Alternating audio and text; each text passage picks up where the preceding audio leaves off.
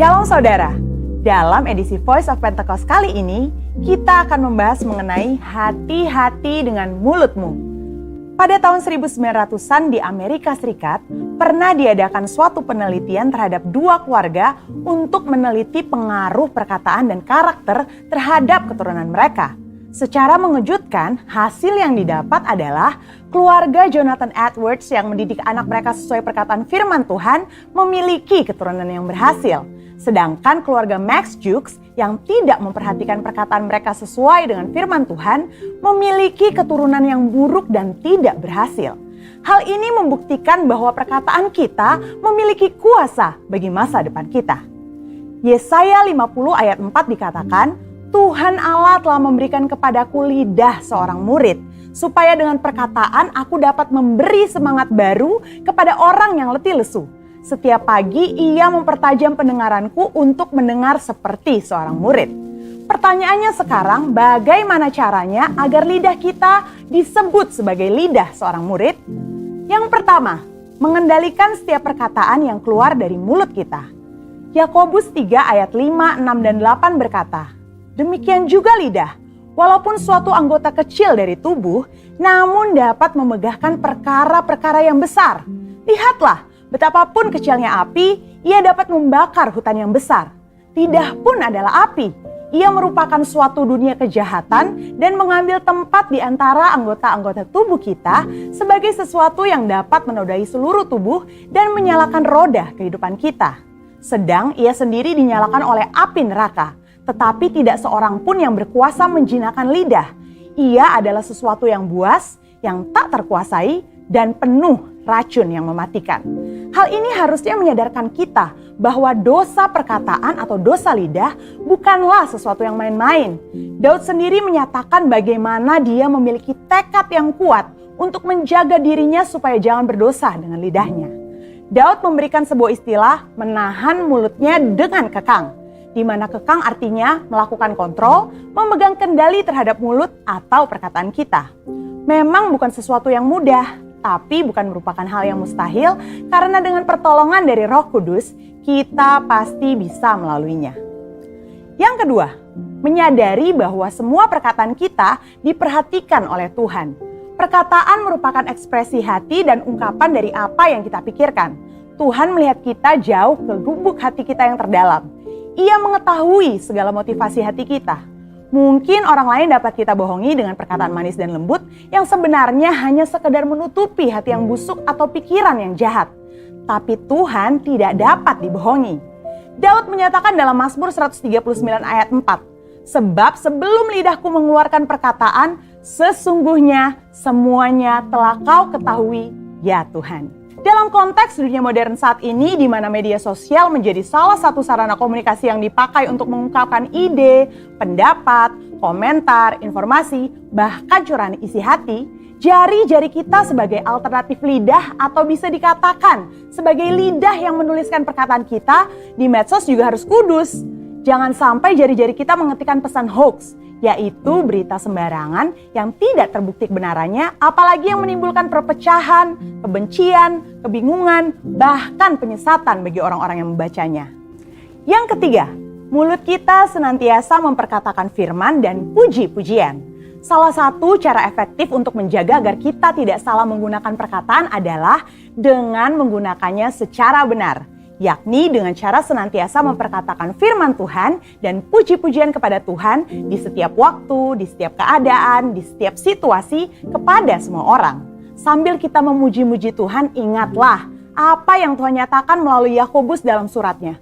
Jikalau ada seorang menganggap dirinya beribadah, tetapi tidak mengekang lidahnya, ia menipu dirinya sendiri. Maka sia-sialah ibadahnya. Sebagai contoh, bila kita mengalami suatu kejadian yang kurang baik, kita tetap memperkatakan ucapan syukur kepada Tuhan dan bukannya bersungut-sungut, karena firman Tuhan berkata, mengucap syukurlah dalam segala hal.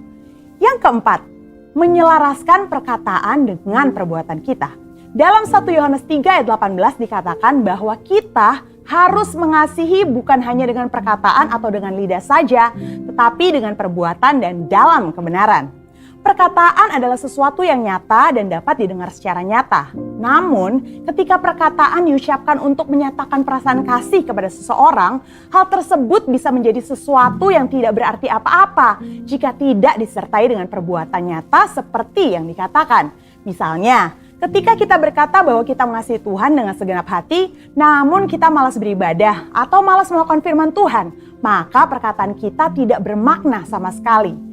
Kita perlu menyelaraskan perkataan dengan perbuatan kita. Dengan demikian, membantu kita untuk berpikir sebelum berkata-kata. Amsal 18 ayat 20-21 mengingatkan bahwa hidup dan mati dikuasai lidah. Oleh sebab itu, kita perlu memperhatikan apa yang kita ucapkan. Biar dari mulut kita hanya keluar kata-kata yang membangun, bukan menghancurkan. Menguatkan, bukan melemahkan. Ingat, Amsal 18 ayat 20-21 juga berbicara mengenai apa yang kita ketik di sosial media. Biar perkataan dan postingan kita memuliakan nama Tuhan. Saudara, untuk penjelasan lebih lengkapnya dari tim teologi kami, jangan lupa untuk buka link yang ada di atas atau scan QR Code yang tersedia. Tuhan Yesus memberkati.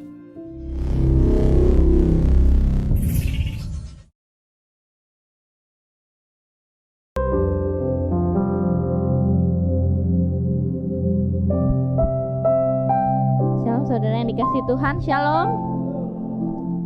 Kita mengucap syukur kalau pada pagi hari ini kita boleh berkumpul untuk beribadah kembali.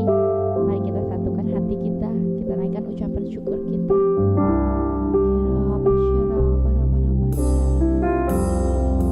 Terima kasih Tuhan untuk kesempatan yang Kau berikan kepada kami Tuhan, untuk kasih setiamu yang begitu besar buat kami Tuhan.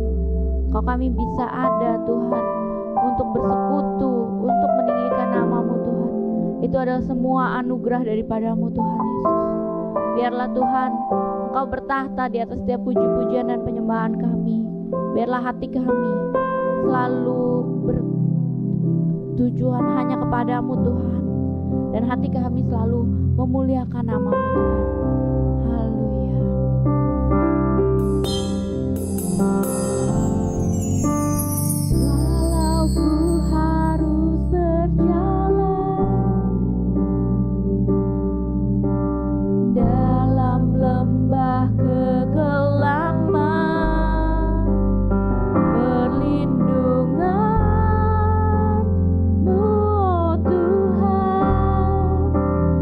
Nyatalah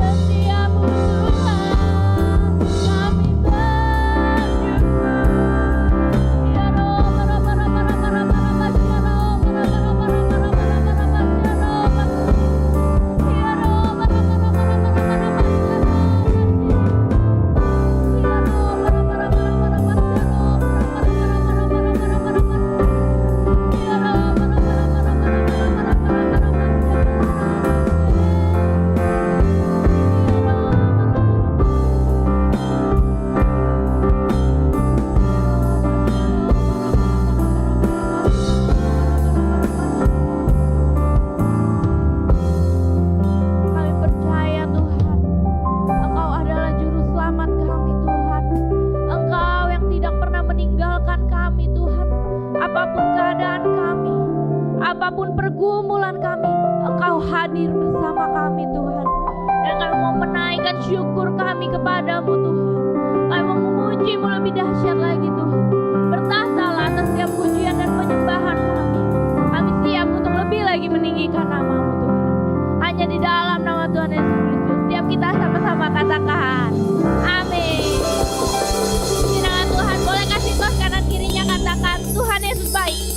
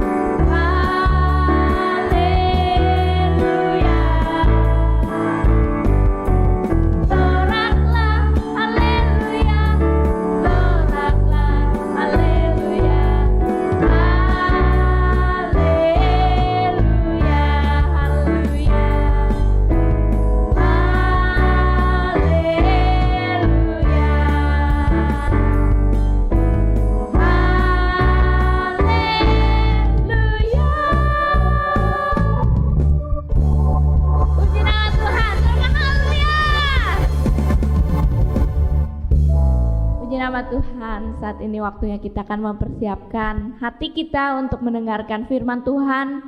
Biarlah firman yang ditabur itu tertanam, bertumbuh, bahkan berbuah yang lebat di dalam hidup kita. Amin, saudara. Haleluya. Mari kita satukan hati dalam doa. Tuhan, terima kasih Tuhan. Kami percaya Engkau telah bertahta di setiap puji-pujian dan penyembahan kami Tuhan. Dan saat ini Tuhan, berbicaralah kepada setiap kami Tuhan. Kami ini murid-Mu Tuhan. Ini kami Tuhan, kami mau mendengarkan suara-Mu. Kami mau mendengarkan firman-Mu. Berbicaralah Tuhan kepada setiap kami Tuhan. Biar setiap firman yang disampaikan tertanam, bertumbuh, berbuah dalam kehidupan kami. Terima kasih Tuhan. Haleluya.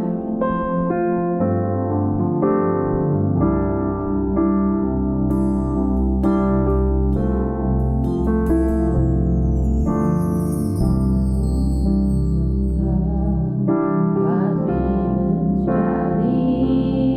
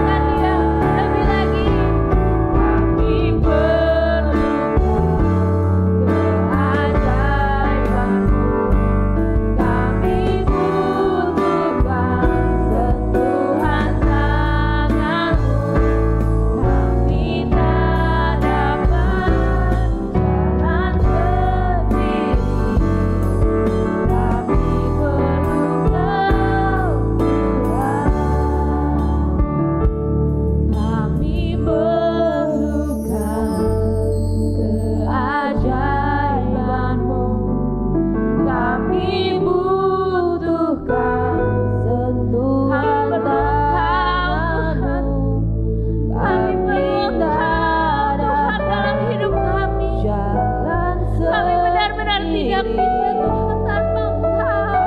Kami perlu Kau, Butuh Engkau hadir menjamah setiap kami Tuhan. kami perlu keajaiban-Mu.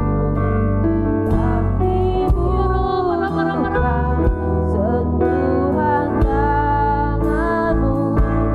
Kami tak dapat jalan sendiri. Kami perlu kami perlu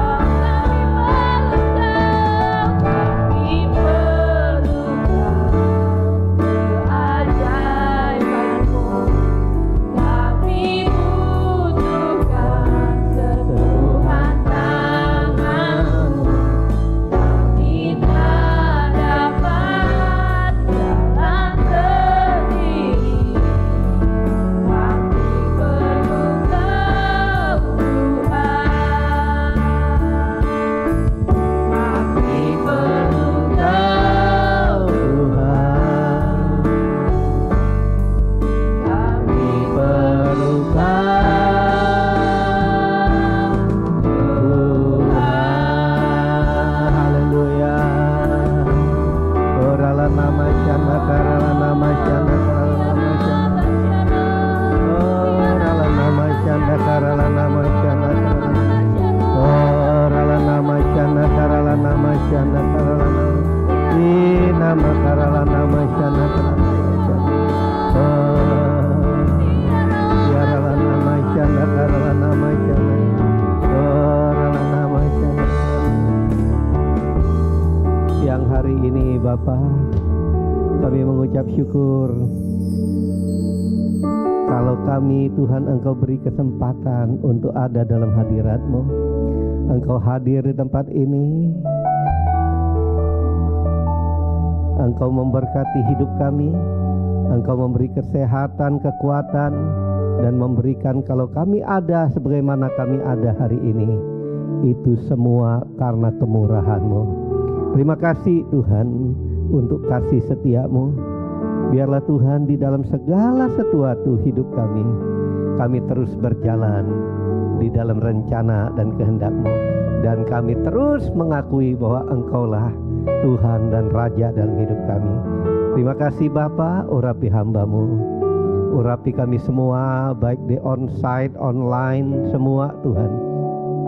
Di dalam kasih setia-Mu. Terpujilah nama-Mu. Di dalam nama Tuhan Yesus kami berdoa dan mengucap syukur. Haleluya. Amin. Amin. Amin. Silakan duduk saudara. Shalom saudara. Udah lama kita nggak ketemu. 2 bulan kita nggak ketemu.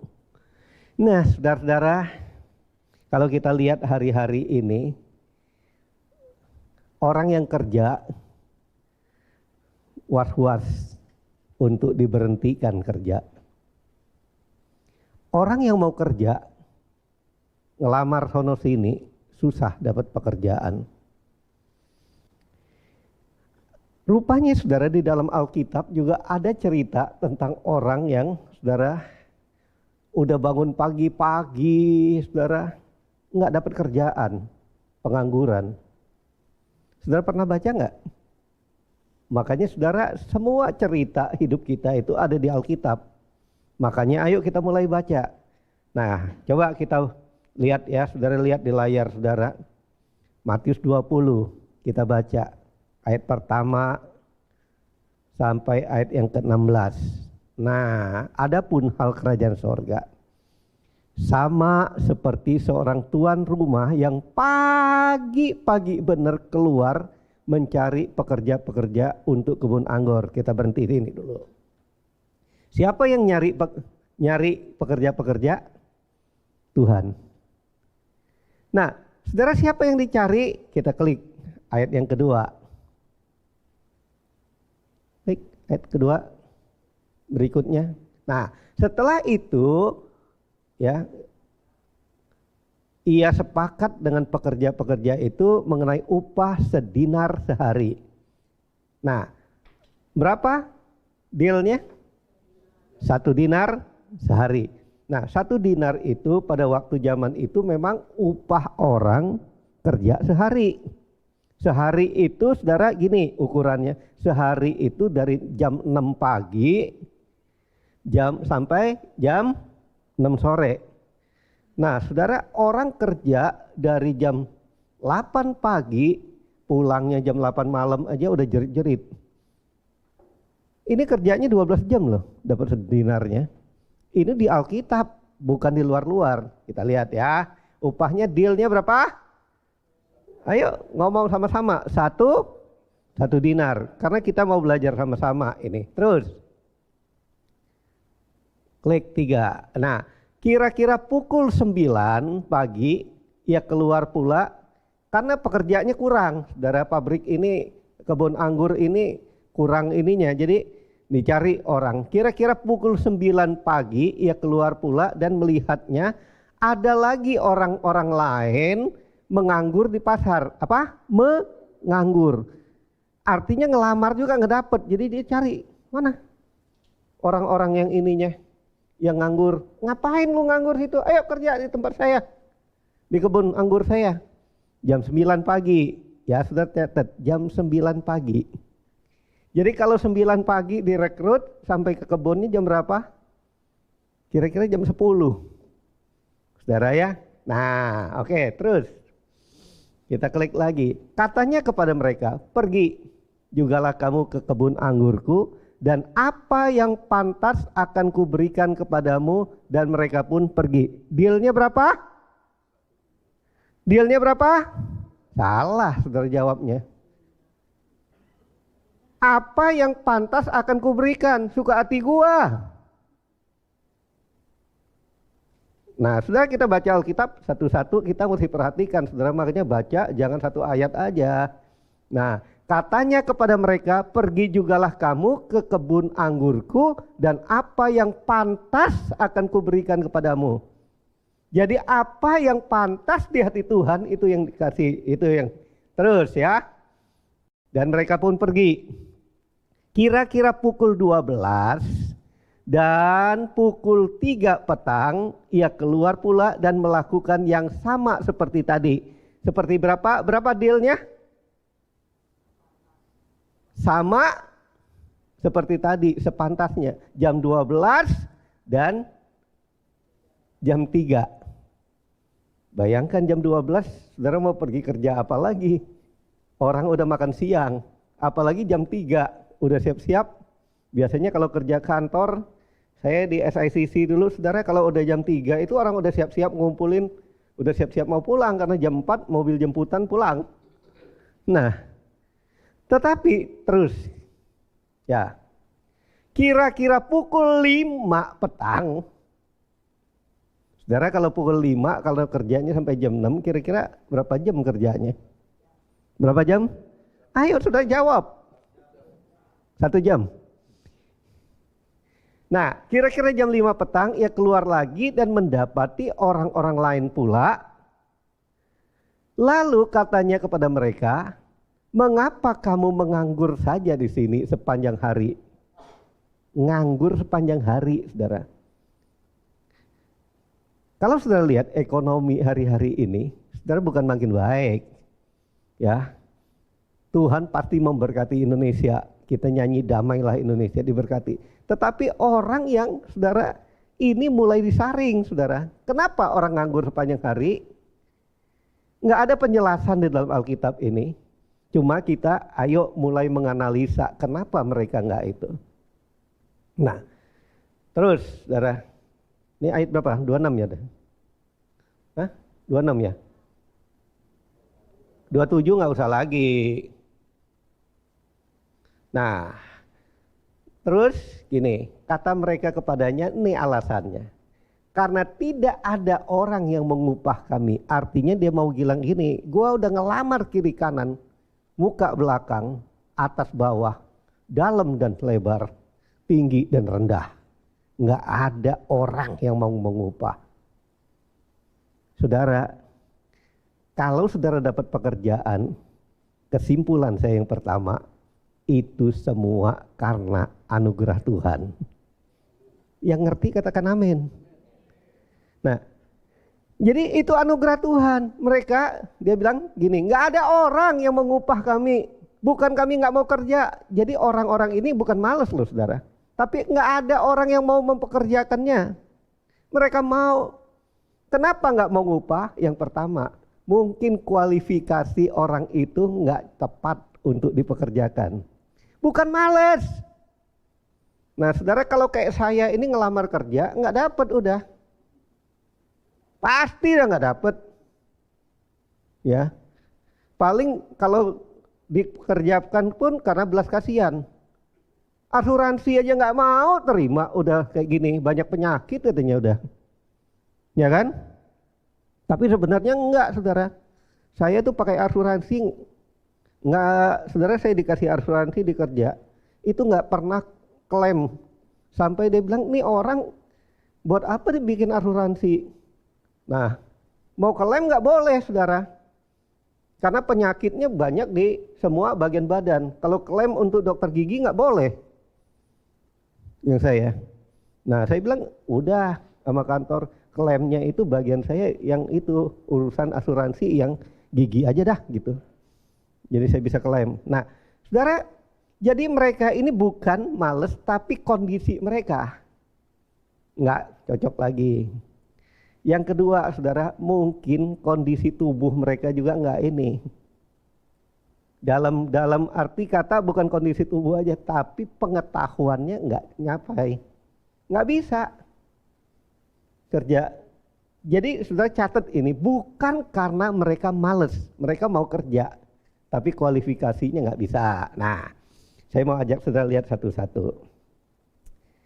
Itu sebetulnya kalau kita baca di firman Tuhan ini ada 5 kelompok orang masuk jam pagi-pagi, nggak ditulis jam berapa pagi-paginya, ya kan? Pagi-pagi, lalu jam 9 pagi, lalu jam 12, lalu jam 3, jam 5, karena jam 6 berhenti. Nah, saudara, oke, jangan ditutup dulu, nanti saya perlu. Ayat-ayatnya jangan ditutup ya. Nah, sekarang kita terus cari sampai mereka pembagian gaji nih sekarang. Kan tadi udah deal. Yang pertama datang berapa? Yang pertama datang tadi berapa? 1 dinar.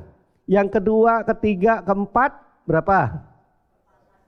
Hah, sepantasnya. Yang kelima datang, ada dealnya nggak? Nggak ada. Nggak ada tulis sepantasnya, nggak ada pokoknya. Nah, saudara, coba kita lihat ayat berikutnya tentang pembagian. Lalu datanglah, ya, Tuan itu kasih tahu mandornya. Mandor, sini, ya. Ketika malam Tuan itu berkata kepada mandornya. Ya, kalau kita mandor, kalau ini mandur, nggak apa-apalah, sama aja. Mandor itu mungkin apa ya, bukan manajer ya, supervisor mungkin ya, panggil. Pengawas lah. Panggillah pekerja-pekerja itu dan bayarlah upah mereka. Bayangkan saudara, upah itu kan mestinya dibayar mulai dari apa? Dari paling duluan datang dong. Duluan datang, nomor 2, 3, 4, 5 baru itu. Tetapi di dalam kerajaan Allah bayar gajinya itu terbalik. Mulailah dengan mereka yang masuk terakhir sehingga mereka yang masuk duluan. Terus, like. Maka datanglah mereka mulai bekerja kira-kira pukul 5. Nah, pukul 5, saudara, nggak ada janji apa-apa. Tapi yang kelima ini yang terakhir datang, langsung datang, ya, dikasih 1 dinar. Pertanyaan saya, kenapa Tuhan kasih cerita ini? Dia nggak mau mulai seperti cara dunia, mulai dari orang yang masuk duluan. Kenapa? Ayo, saudara, nggak apa-apa nih latihan mikir. Soalnya kalau nggak mikir, saudara mulai ngantuk nih. Otak yang nggak mikir, saudara sekarang ini katanya Jepang lagi mau import otak yang nggak kepake. Ada nggak yang mau jual otak nggak nih? Kalau saya di Bangka banyak orang jual otak, tapi otak-otak. Nah, oke, baik. Nah, pada waktu saudara Tuhan kenapa nggak pakai yang duluan dulu datang? Apa yang paling pertama datang tapi yang terakhir? Ayo, kenapa? Siapa yang mau jawab? Boleh jawab, saudara. Jadi khotbah itu bukan hanya dengar aja, tapi mesti ini juga. Karena kitab Hosea katakan gini, umatku binasa karena kurang apa? Kurang memahami dan mengetahui. Kenapa? Hanya terima aja.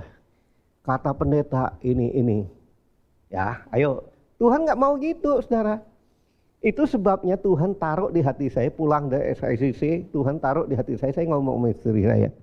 Tuhan itu taruh di hati saya. Banyak orang datang hanya mau cari apa tuntunan Tuhan dari Pak Niko. Tapi orang nggak nyari siapa yang memberi tuntunan itu. Mestinya cari yang memberi tuntunan itu. Bukan hanya tuntunannya, cari Tuhannya. Bukan hanya tuntunannya. Nah, saudara, oleh sebab itu ayo kita hari ini kita lihat. Kenapa, saudara? Ayo, siapa yang mau ngomong? Kenapa? Karena ini sederhananya, kalau yang duluan datang, misalnya siapalah yang duluan datang itu kerja, Immanuel lah namanya. Kalau ngomong saudara nanti marah lagi. Nah, Immanuel lah yang datang pertama datang. Kalau Immanuel udah dibayarin gajinya, dia langsung pulang dong. Betul kan? Tapi Tuhan mau kasih gambaran. Di sini ditulisnya bukan saudara, bukan hanya ada 5 orang pekerja loh. Kalau saudara baca di sini, bukan 5 orang, mereka. Berarti banyak termasuk saudara dan saya. Nggak tahu masuk yang pertama atau yang terakhir. Nggak tahu kita yang yang marah-marah atau enggak, kita lihat baca ya. Masing-masing 1 dinar. Terus Adit tolong. Kemudian datanglah mereka yang masuk terdahulu. Yang jam berapa? Nggak ada jamnya, tapi pagi-pagi. Sangkanya akan mendapat lebih banyak, tetapi mereka pun menerima masing-masing 1 dinar. Nah, saya contoh aja, tapi ini nggak marah kalau Roy dia punya perusahaan.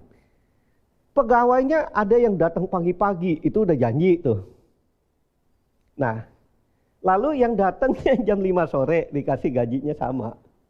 Kira-kira pegawainya protes nggak? Protes, pasti protes. Lah, Tuan, saya datang pagi-pagi, udah duduk. Pagi-pagi. Bukan gua nggak ada kerjaan, udah nggak ada kerjaan, saudara. Waktu nerima gaji bilang, emang gua nggak ada kerjaan, memang nggak ada kerjaan, Tuhan cari kan masuk. Tapi kalau udah kerja belagu, saudara, emang gua nggak ada kerjaan. Nah, lalu dia datang protes, Tuhan, kenapa yang terakhir datang itu dapat 1 dinar? Kita lihat apa jawab Tuhan. Ayo, terus klik. Katanya, mereka yang masuk terakhir ini ya nerangin lagi, saudara. Yang pertama itu nerangin sama Tuhan. Mereka yang masuk terakhir ini hanya kerja 1 jam aja loh. 1 jam, mungkin nggak 1 jam, ya. Dan engkau menyamakan mereka dengan kami yang sehari sudah bekerja berat dan menanggung panas terik. Maksud lu apa? Mungkin gitu deh ngomongnya ya, saudara ya. Kalau bahasa kita sekarang, saya pakai bahasa sehari-hari aja lah. Maksud lu apa kayak gini? Lu ngebandingin gua 1 jam dengan 12 jam. Saudara, terus apa jawab Tuhan? Terus klik, tolong deh. Nah, tetapi Tuhan itu menjawab seorang dari mereka. Ya, kenapa jawab seorang dari mereka? Walaupun banyak orang yang datang duluan itu, dia jawab seorang, karena Tuhan menjawab semua arti rohani itu secara pribadi-pribadi kita. Dia jawab seorang, saudara, panggilnya saudara lagi. Biasanya Tuhan kalau Alkitab itu selalu dipakai bahasanya gitu, anakku, tapi ini saudara. Saudara hati-hati, jadi baca setiap kata di Alkitab itu ada artinya. Saudara, saudara itu artinya bro. Ya kan gitu kan, benar gak? Bro, lu mesti ngerti dong. Ini kan kira-kira gitu. Bro, aku ini gak pernah berlaku gak adil terhadap kamu. Kan udah perjanjian. Ya kan? Udah perjanjian, 1 dinar kan? Kenapa lu marah? Nah, terus. Satu lagi. Ambillah bagianmu dan pergilah. Aku mau memberikan kepada orang yang masuk terakhir ini sama sepertimu. Terus.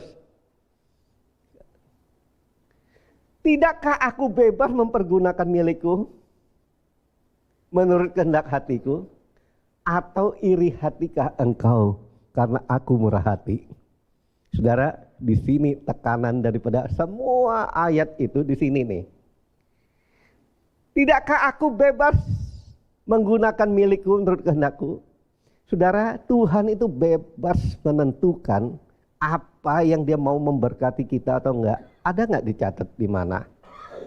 Saudara, saya catat ada, saudara. Gini, ya. Tuhan itu, saudara, dia memberi semuanya, saudara. Coba kita baca ya. Bentar. Coba kita baca Mazmur 75 ayat 7 dan 8. Kita ubah dikit, Dit. Ayo, tolong.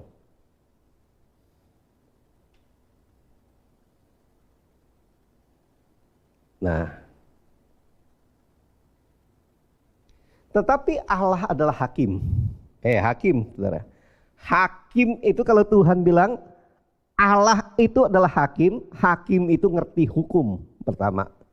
Yang kedua, hakim itu adalah orang yang dipercayakan untuk memutuskan. Yang ketiga, hakim itu kalau disebut hakim itu pasti orang punya pengetahuan. Ya, ahli tentang hukum. Nah, oke. Tetapi Allah adalah hakim, direndahkannya yang satu dan ditinggikannya yang lain. Makanya Tuhan tanya, irikah engkau?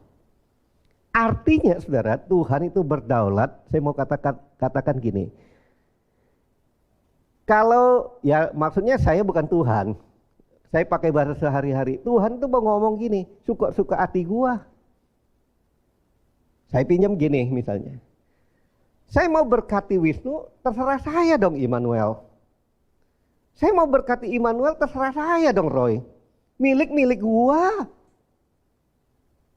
Apa urusan lo protes sama gua? Kita udah janjian. Saudara, kenapa saya mau bawa renungan ini? Tuhan taruh di hati saya. Pada waktu seorang mengenal Tuhan, tidak memahami kehendak Tuhan, dia belum jadi orang percaya. Hanya kenal. Kalau saudara ditanya, saudara kenal nggak Jokowi? Kenal.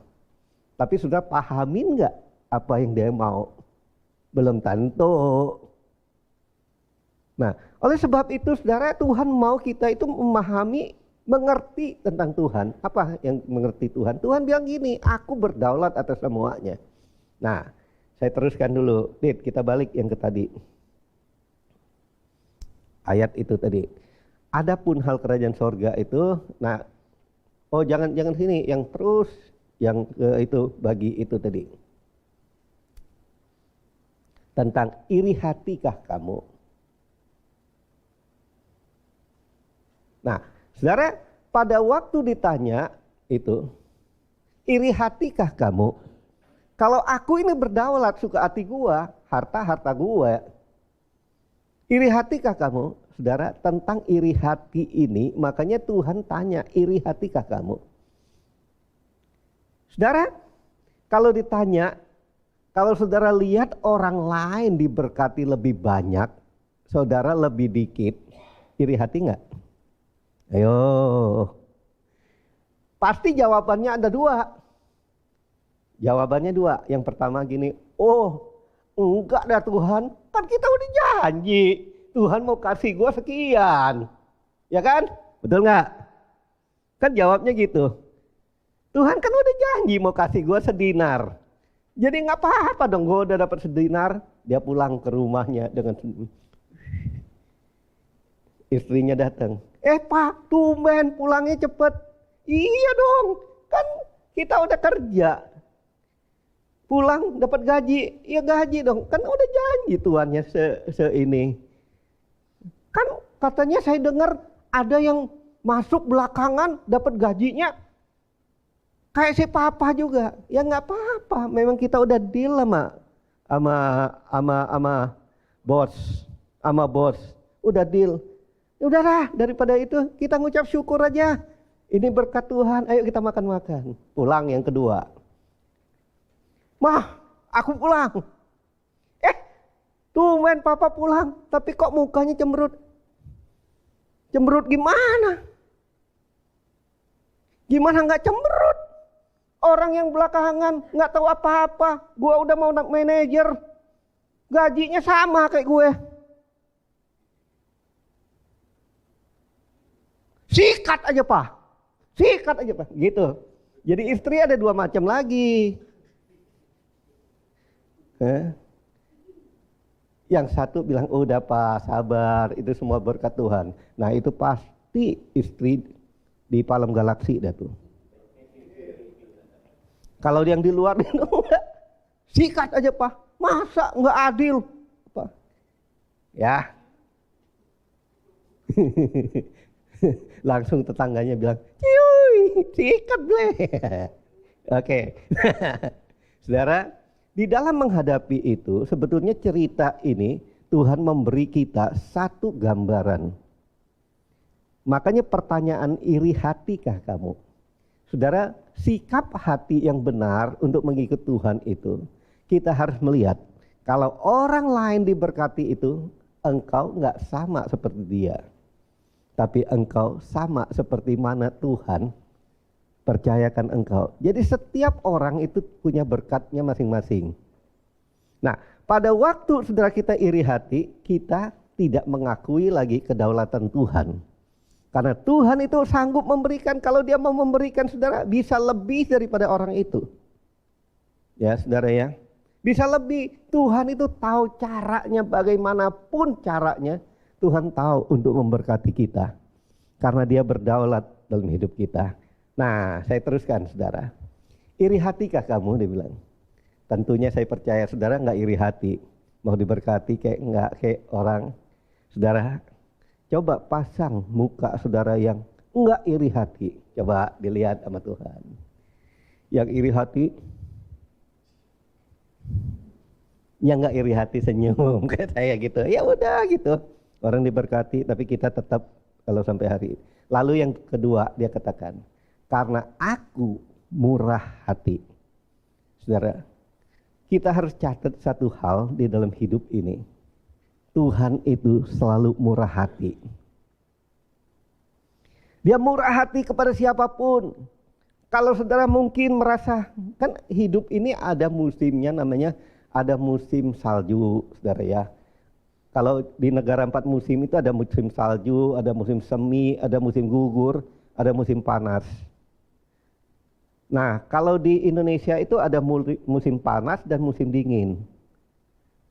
Nah, saudara, ada satu anak kadang nanya saya, enggak Pak, kalau di Indonesia itu banyak musim panas. Harus Bapak tambah, ada 4 musimnya. Musim panas, musim dingin, musim tidur, dan musim bangun. Ya udah saudara, terserah musim saudara mana. Nah, saudara, oleh sebab itu Tuhan bilang, aku ini murah hati. Kemurahan Tuhan itulah yang memberi kita diberkati. Coba saudara, sekarang akui apa enggak? Ya, makin saudara grow old, makin jadi senior, makin saudara susah cari kerja. Makanya pada waktu muda kumpulkanlah kayak semut, kumpulkanlah pada waktu musim udah nggak kuat, saudara nggak berdaya, kumpulkanlah. Tetapi saudara, di dalam semua juga kumpul, saya ketemu beberapa teman kita udah kumpul Pak dari muda sampai tua juga. Apa yang jadi? Dia bilang, Pak, di kantong itu hanya 1 dan 2 hal yang penting. Yang pertama ada kartu BPJS di kantong. Yang kedua KTP seumur hidup. Terus yang ketiga nggak ada apa-apa, kosong. Jadi saudara, kalau udah senior, saya ketemu saudara, orang ini duduk sebelah saya cerita. Dulu, jangan kamu tanya, itu tabungan saya udah tabung semua, miliaran udah. Tapi nih, penyakit ini ngabisin. Gimana? Udah tua. Jadi kalau kita hidup sampai masa tua, oh semua orang mengharapkan kayak Kaleb, saudara. 80 tahun kayak 45, semua orang mengharap gitu. Semua orang mengharapkan kayak Musa, itu saudara, 100 tahun nggak apa-apa. Tapi saudara, saya mau katakan, semua itu terjadi karena kemurahan Tuhan. Kemurahan Tuhan, jadi mintalah kemurahan Tuhan. Yang selalu dikatakan gini, selalu baru, ya.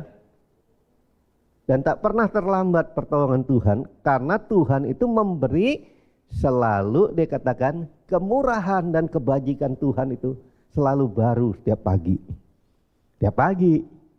Nah, kalau selalu baru tiap pagi, gimana bagian saya? Saya mesti datang ngambil.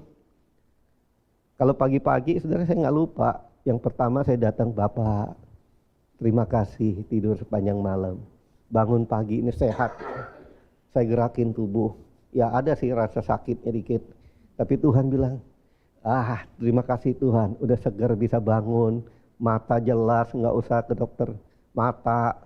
Baca udah jelas semua, Tuhan terima kasih. Terus nyambung, sudah punya istri yang sehat, yang kuat. Nah terus punya anak, punya cucu. Ada orang banyak nggak punya cucu, saudara, sedih banget. Kalau ngelihat orang punya cucu, dia bilang, enak banget lu punya cucu. Emang enak? Nah, ada anak yang udah menikah, nggak dapat anak, lu mah enak, ada cucu. Ya udah, kalau mau cepat dapat cucu, ke panti asuhan aja ambil. Ya kan? Semua anugerah Tuhan, saudara. Saudara mau gimana? Saya bilang catur, anugerah Tuhan. Ya. Kamu punya 2, mau dapat 5, nanti anugerah Tuhan semua. Ya kan? Pak, nanya saya lagi kalau pulang, Pak, harusnya anak itu berapa Pak ya? Ya kalau KB 2 kan? Betul kan? Betul ya Pak Wisnu ya, kalau KB 2. Kalau gitu operasi, terserah pokoknya kan kamu nanya, saya KB 2. Nah kamu mau nanya gimana lagi? Mau nanya di negara Cina 1. Nah, terus kamu mau nanya di mana lagi? Ya ada negara yang kekurangan orang, itu bisa 5, malah dibayarin. Ayo, beranak banyak. Karena kurang. Nah, kamu mau pilih negara mana? Kalau kamu pilih negara yang banyak anak, ya 5. Nah, saudara, jadi di dalam hidup kita ini, saudara, banyak dikit ada nggak ada, tancap dalam hatimu. Semua kemurahan Tuhan. Kaya miskin ada enggak ya. Itu semua sekali lagi kemurahan Tuhan. Kemurahan Tuhan itu saudara, sekali lagi saya mau katakan, enggak bisa saudara batasi dengan otak saudara. Kemurahan Tuhan itu kadang-kadang saya bilang ajaib luar biasa. Saudara ketemu orang, ada berkat Tuhan yang disiapkan. Ketemu orang, ada berkat yang saudara mesti kasih. Semua kemurahan Tuhan. Jadi kalau saudara hidup dalam kemurahan Tuhan, itu yang paling indah. Ayo kita teruskan, kita mau selesaikan nih cepat. Terus klik. Terus Terus lagi.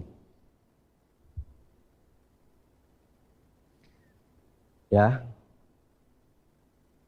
Nah, sebelum ini ada kan?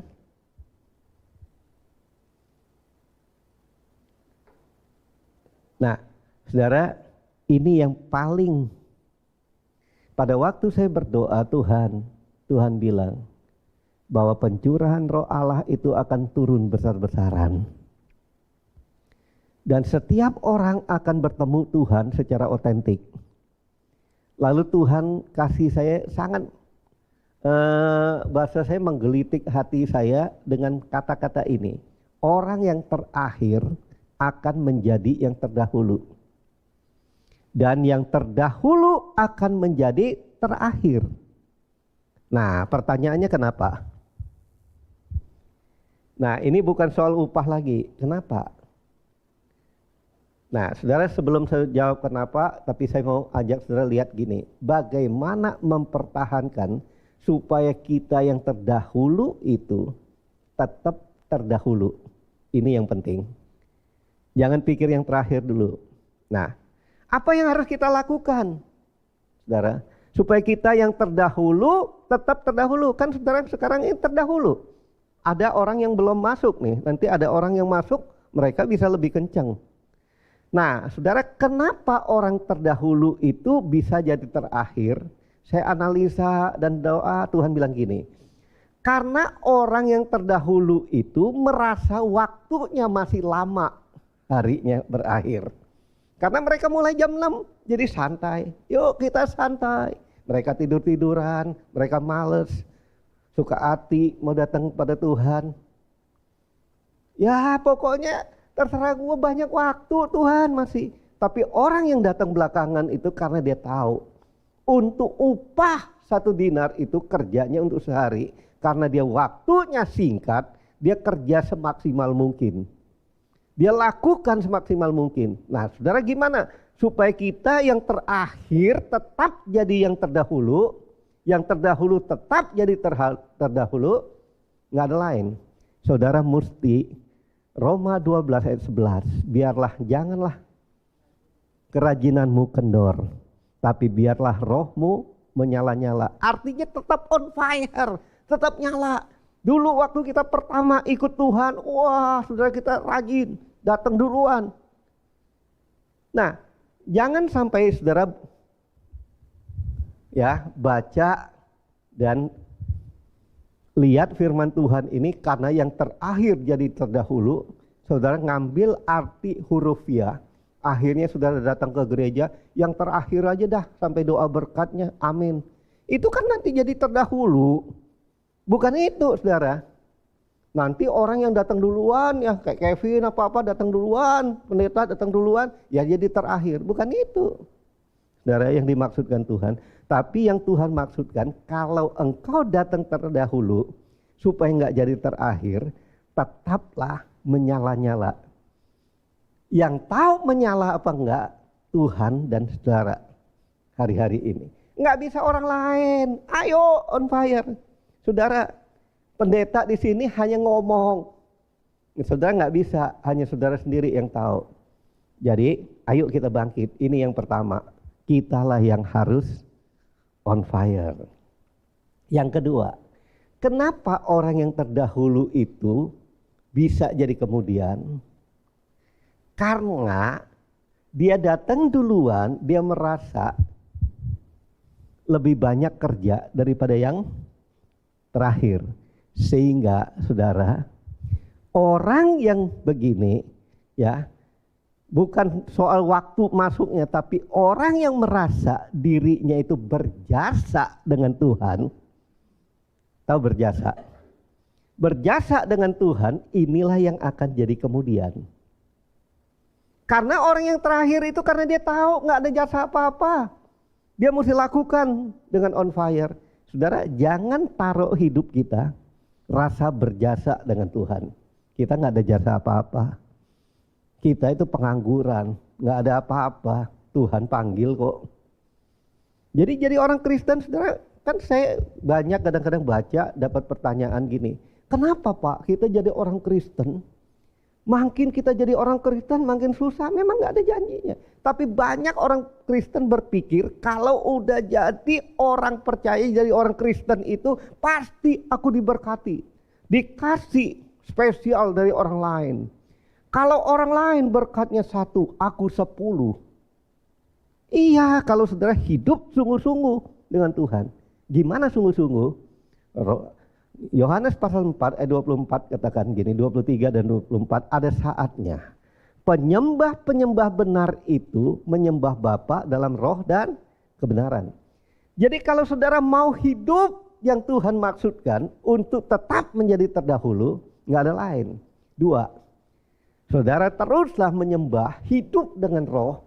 Roh itu saudara artinya dari mana dia datang dan kemana pergi. Saudara nggak tahu. Jadi gini, saudara hidup kemana dia dari mana datang dan kemana pergi, artinya itu hidup dalam anugerah Tuhan. Saudara punya perusahaan, saudara kerja atau apapun, saudara harus berpikir gini, bahwa Tuhanlah yang menentukan semua itu. Saudara bekerja semampu saudara, tapi ketidakmampuan itu ada Tuhan yang melengkapinya. Jadi saudara, pada waktu kita melakukan itu, dari mana dia datang dan kemana pergi, hidup dengan roh. Kan saudara, orang kadang-kadang kerja sampai siang malam saudara. Ditulis di Alkitab, kamu nggak dapat apa-apa. Nah, jadi hari ini saudara, mari kita hidup di dalam tuntunan dari Tuhan. Yang kedua saudara, gimana kita tahu bahwa hidup kita ini hidup di dalam roh? Dikatakan yang kedua, ya, penyembah benar itu menyembah Bapa dalam roh dan kebenaran.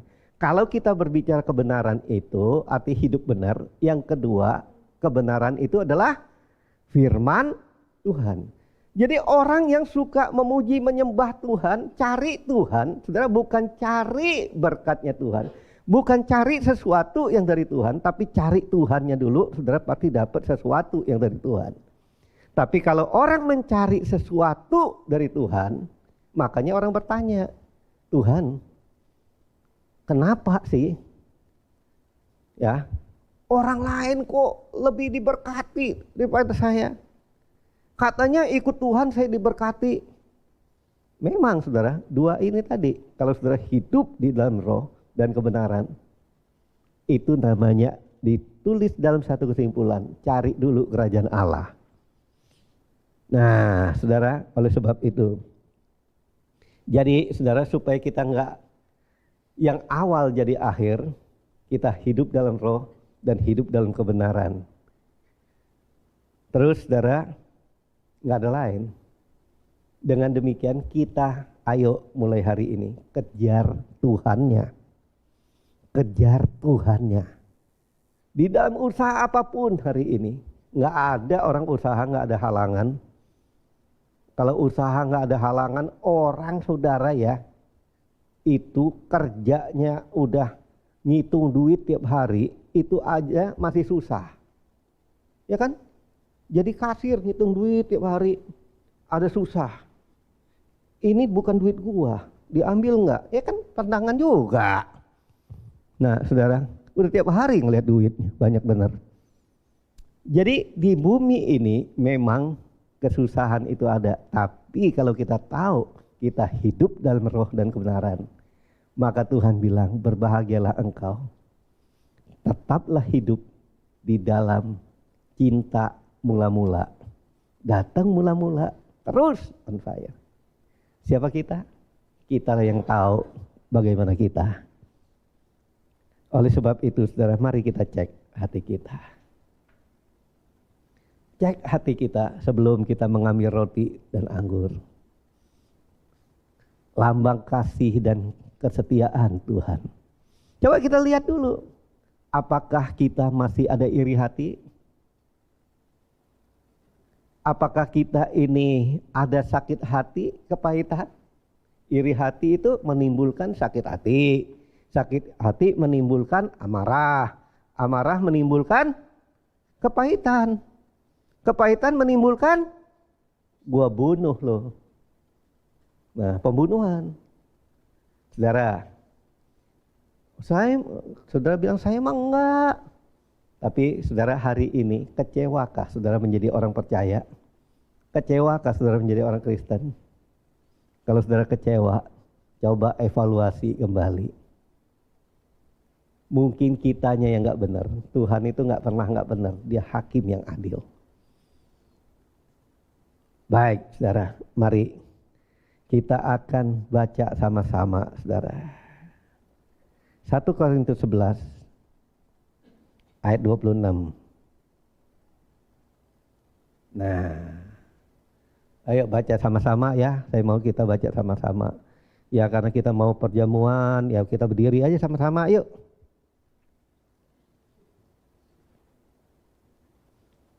Udah?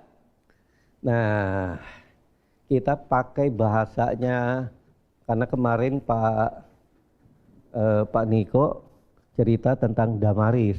Saudara, saya baca tentang Damaris ini, lihat untuk khotbahnya.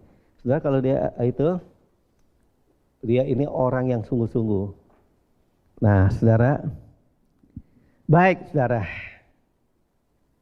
kita harus jadi orang sungguh-sungguh. Bilang ke sebelah-sebelah, kita mau jadi orang sungguh-sungguh.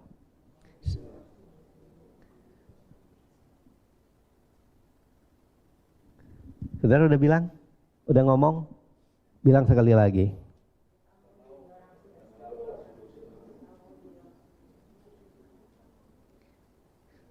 Ngomong gini enakannya, Tuhan, saya nggak mau hidup susah kayak sekarang ini. Saya mau hidup senang Tuhan. Saya mau jadi orang sungguh-sungguh. Bisa nggak? Atau saudara bisa ngomong gini, Tuhan, terima kasih untuk kesusahan kayak gini. Tambah lagi dah Tuhan. Gue seneng kayak gini. Gue gak usah sungguh-sungguh juga lu berkati. Mau yang mana? Pilih aja. Oke. Kalau saudara mau sungguh-sungguh, katakan sama saya gini. Sebab 1, 2, 3. 1, 2, 3.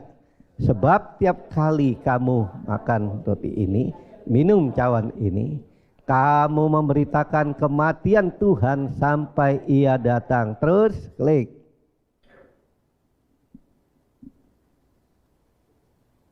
Ya. Jadi barang siapa dengan cara barang siapa dengan cara yang tidak layak makan roti atau minum cawan Tuhan, ia berdosa terhadap tubuh dan darah Tuhan. Terus, karena itu, hendaklah tiap-tiap orang menguji dirinya sendiri, dan baru sesudah itu ia makan roti dan minum dari cawan itu. Karena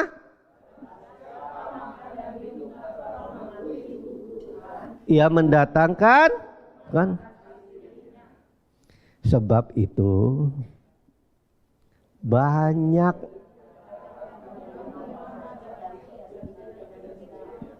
meninggal. Kalau kita menguji diri kita, hukuman tidak. Tetapi kalau kita menerima hukuman, kita dididik supaya kita tidak akan dengan dunia. Karena itu saudara-saudaraku, jika kamu berkumpul makan apa perjamuan? Oke. Nah, nanti kan yang lain maksudnya apa?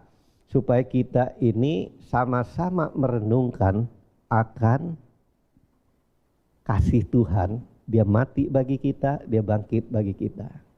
Adakah pertanyaannya sekarang?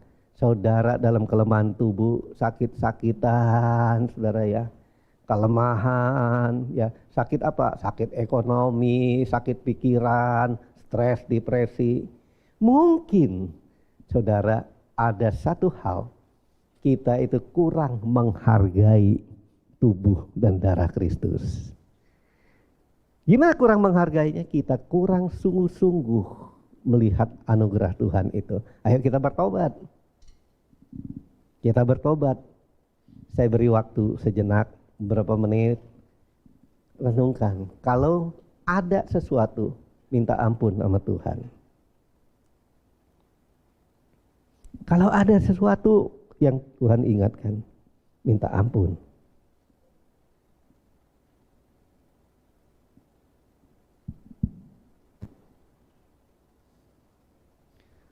Rala nama syanda karana.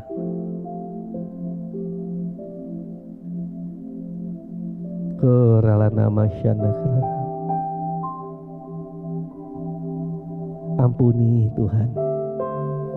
Ampuni kalau ada dosa, kejahatan, kelemahan kami.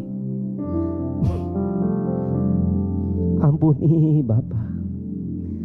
Sehingga kami menjadi sakit, kami menjadi lemah, menjadi menderita karena kami kurang menghargai akan kasih karunia-Mu. Ampuni kami Tuhan. Kami datang kepadamu karena kami perlu Engkau. Siapkan hati kami untuk menerima roti dan anggur ini. Karena tubuh dan darah-Mu itu menebus dosa kami. Bukan hanya menebus dosa kami, tapi mengangkat segala sakit penyakit kami dan kelemahan tubuh kami. Maka kami sembuh karena kasih setia-Mu Tuhan. Terima kasih Bapa. Kita angkat roti di tangan kanan kita tinggi-tinggi.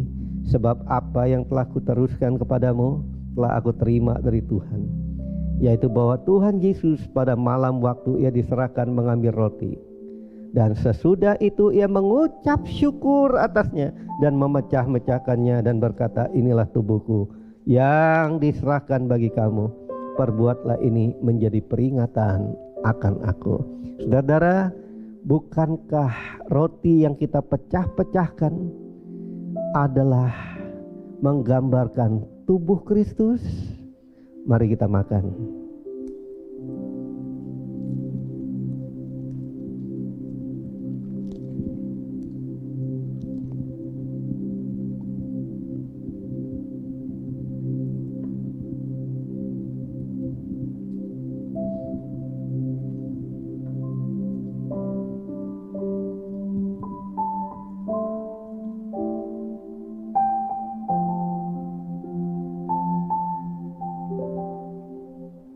Kita angkat cawan di tangan kanan kita tinggi-tinggi. Demikian juga Ia mengambil cawan sesudah makan lalu berkata, cawan ini adalah perjanjian baru yang dimeteraikan oleh darahku. Perbuatlah ini setiap kali kamu meminumnya menjadi peringatan akan aku. Saudara-saudara, bukankah cawan ini, cawan perjanjian baru, menggambarkan darah Yesus yang akan mengalir dalam setiap bagian tubuh kita, dan kita ditebus dosa kita, dan kita diampuni, kita disembuhkan dalam nama Yesus.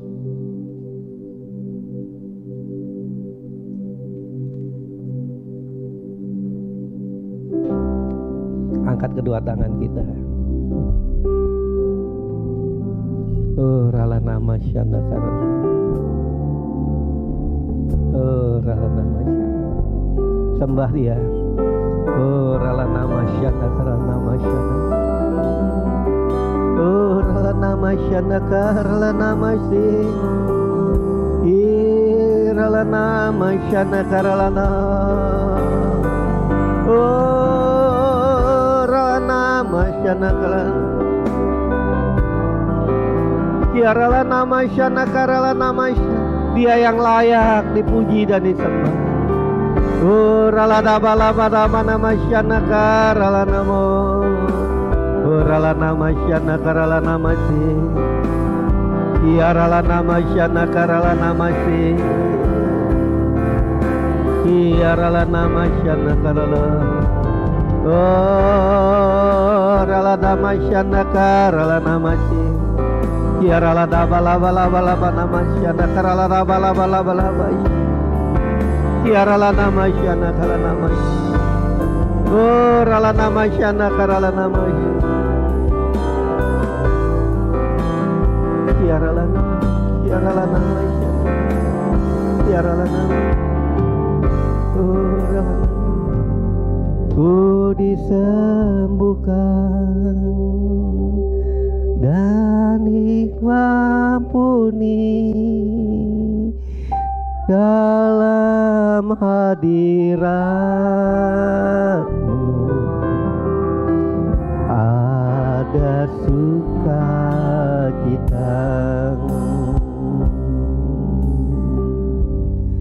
ku dipulihkan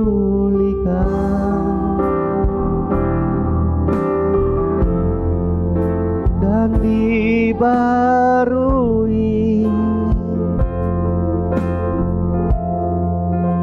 dalam hadirat-Mu. Ada sukacita, hadirat-Mu Tuhan, ku rasakan kekudusan-Mu Tuhan, kekudusan-Mu Bapa.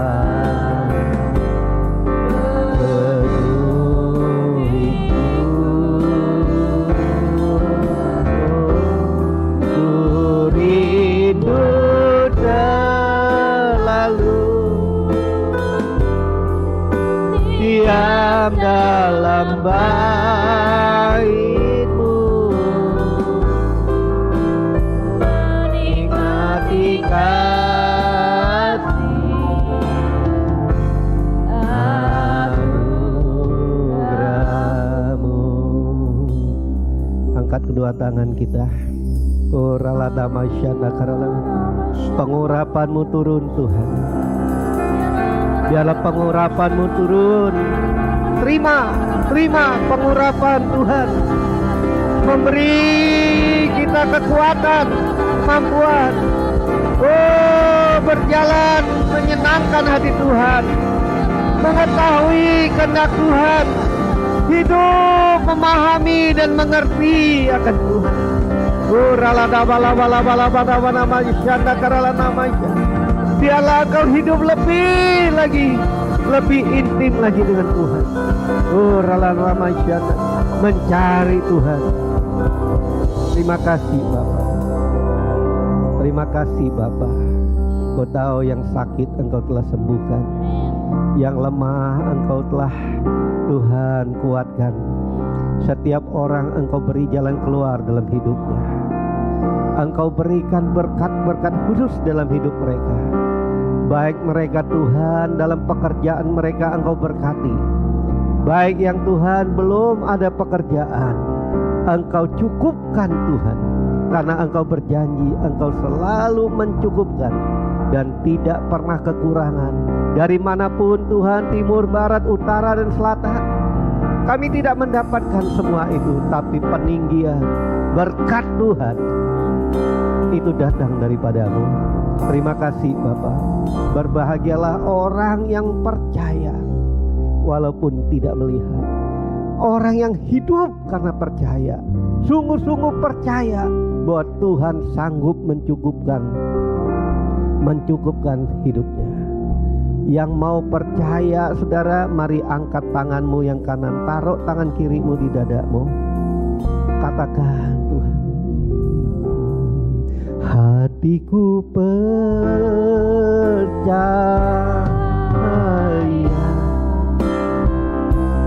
hatiku percaya,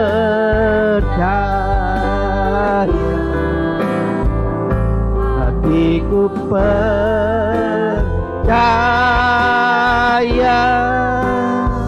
lalu ku hatiku percaya, hatiku percaya, hatiku percaya, ku percaya,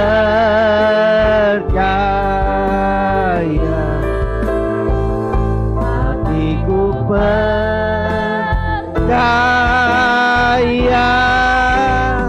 lalu ku percaya.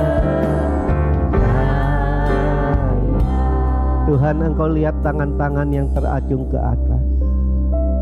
Kami mempercayai Engkau Tuhan.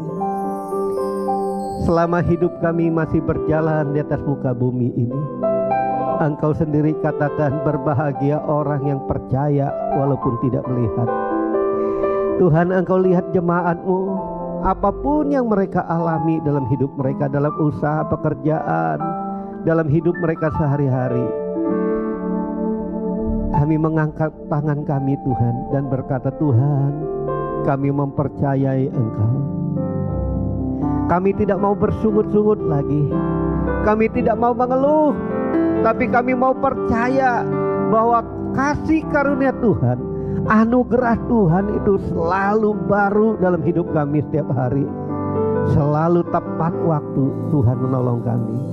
Jika kami mau bersungut-sungut, kami mau mengeluh, Tuhan, ingatkan kami Roh Kudus, supaya kami tetap percaya akan Engkau. Sehingga kami Tuhan yang pertama tetap terus menjadi pertama, tidak jadi terakhir. Terima kasih Bapa, kemuliaan hanya bagi nama-Mu. Engkau mendengar doa kami, dan kami akan makin hidup intim dengan Tuhan. Dalam nama Yesus, amin.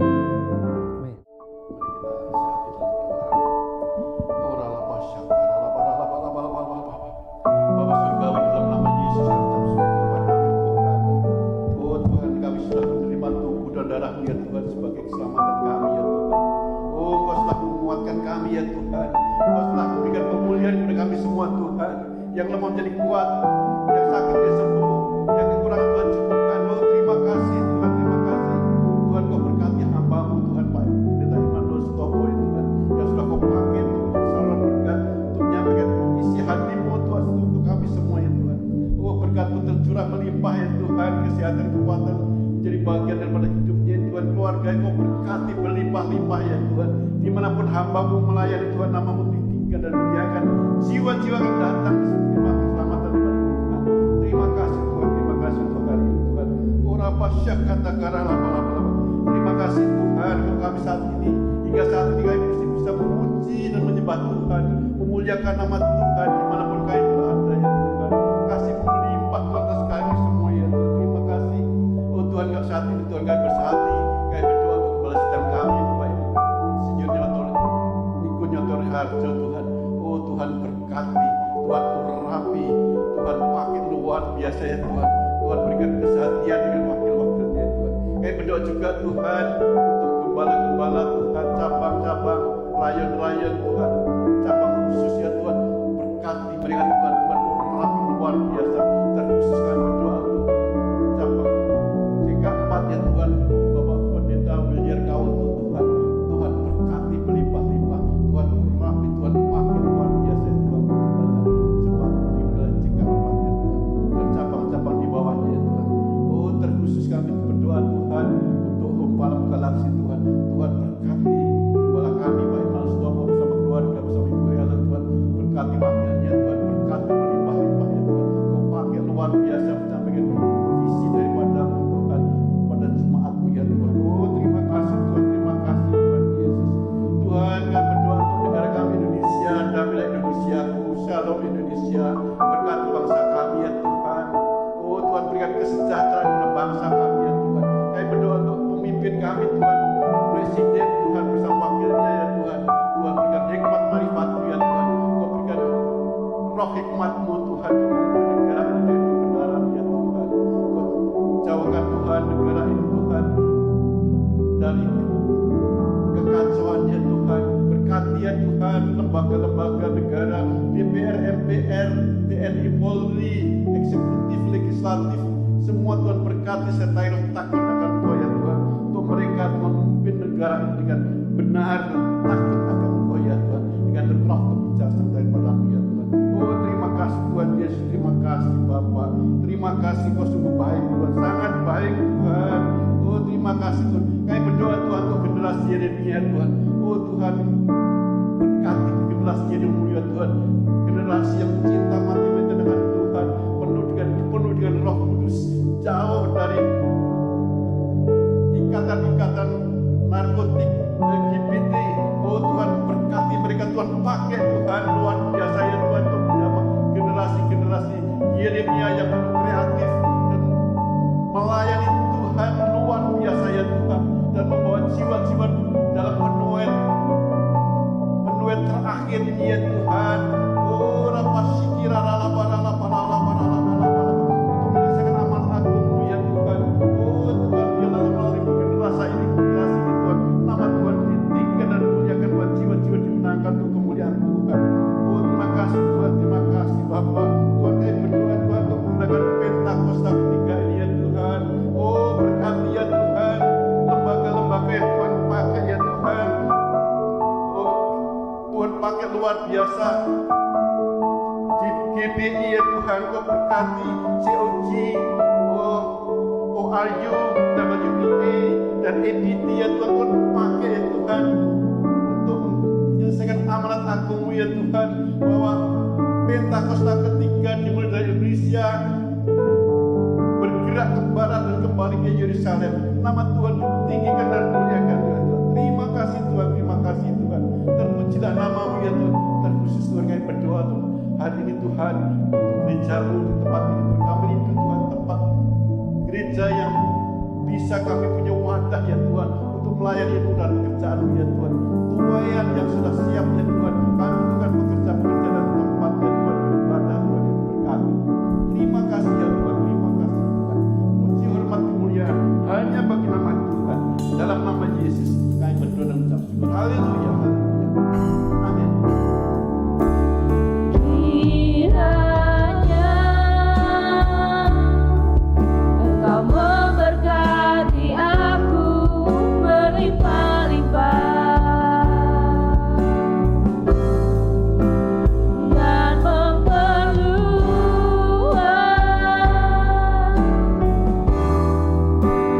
daerahku.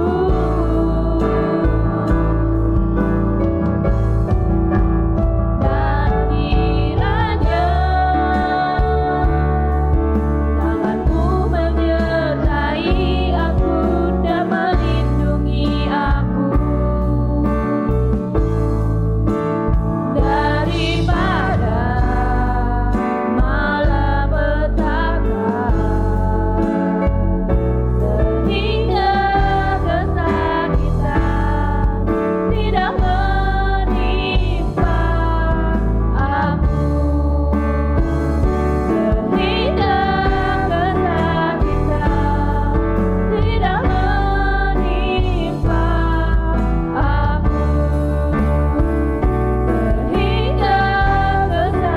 tidak menimpa